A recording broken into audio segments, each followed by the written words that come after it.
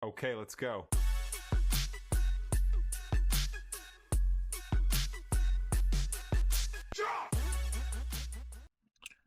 Hello and good morning, everybody. Well, good afternoon. It's Jordan here. Wanted to go over forward sentiment analysis for their Q4 2025 earnings that came out on February 10th. So, most notably, I think that the issue with Ford right now is that they, the Novelis fires, it really impacted their um, their year. So they lost about, I think, 500 million to $1 billion worth of stuff. Right, aluminum shortage cost them a lot. Unexpected tariff headwinds we really hit the Ford income statement, balance sheet, cash flow, their financials overall. So the bounce back is real though. So Jim Farley is dominated 168% of the sentences and got an average Finberg score of 0.29, which is positive. It's a good sign. He expected the year-over-year profit improvements driven by the Ford Blue Mix and the Ford Pro and reduced Model E losses to be good. They are highlighting a U.S. market share climb to 13.2%, which is their best performance in over 6 years. And they are facing competitive pressures, though. They have these taxes or these tariffs that they have to get, and also growth from the Chinese market going down. So more competition.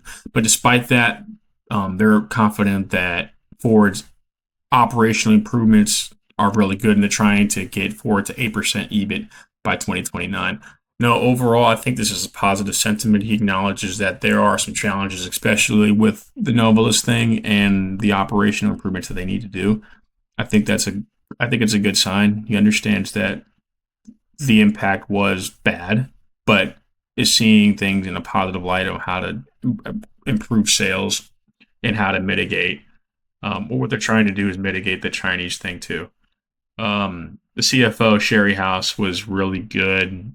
Well, we're not really good, but her testament score, her average Finbit score Finbert score was 0.29, and they both were pretty much the same. I think that's pretty cool. She again was boasting that the EBIT was up 55% for this year, reflecting improved finance margin, and that was a 0.96 Finbert score, which is really strong. Again, she's emphasizing strong operational improvements and capital discipline. Right, I think that they're finding a way to get their operations better, and that's leading to a higher EBIT or EBT margin too. Again, she's hitting that the Novelis fire really took a hit on them. They couldn't sell. They lost about 100,000 users last year regarding the Novelis impact, so they really hit them. But yeah, I think that they both are aligning that the future is looking bright for Ford right now. And so again, there were no really divergences right here. They're really both in line about what they are expected to see, and I think that's good that you have both your CEO and your CFO have the exact same Finberg score. They're both really aligned. The analysts were neutral, which is not really, they're usually showing skepticism a little bit.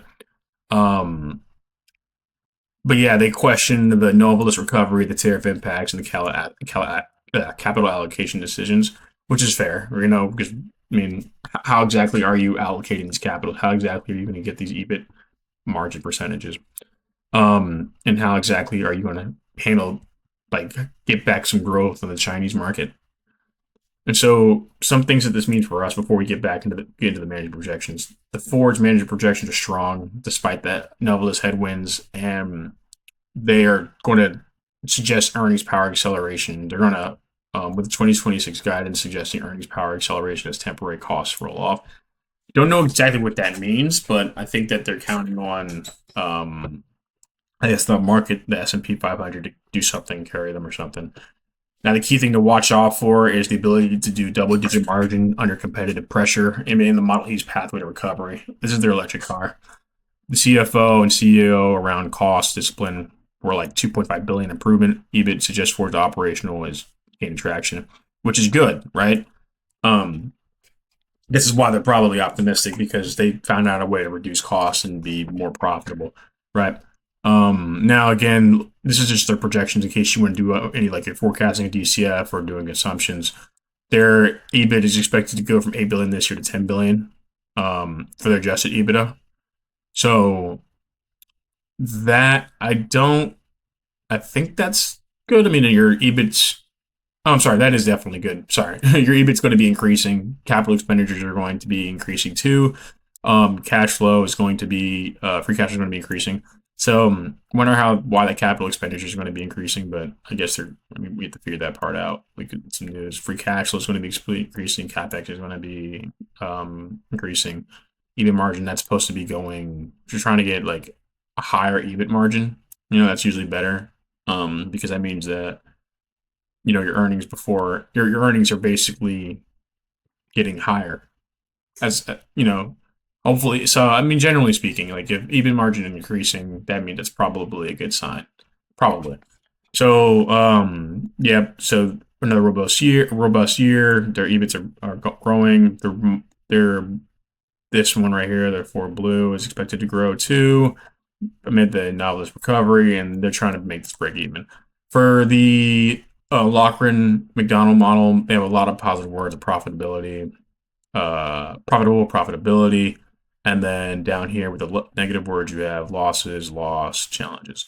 So overall, decent. I think that they've got some work to do to get the Novelis, or they can recover from that. Also, you have to handle Chinese competitors, and then you need to be able to look into how this capital expenditure thing is going to do. How you're going to optimize cost to reach your 2029 EBIT 8% EBIT percentage. But overall, this is pretty good. So I want to direct your attention now as you close the video to the Vulcan Consulting Group site. This is where we post all of our blogs. It's pretty good information. I'd also recommend you getting the app so you can really just have it and use it. So this is our research insight section. This is the post on the Ford's earning call. It's pretty strong. I think it's really good testament. You can show everything that's here that we've done. But overall, that's pretty much it. I'm going to be posting more content soon, especially when earnings season is approaching us. But thank you for your time.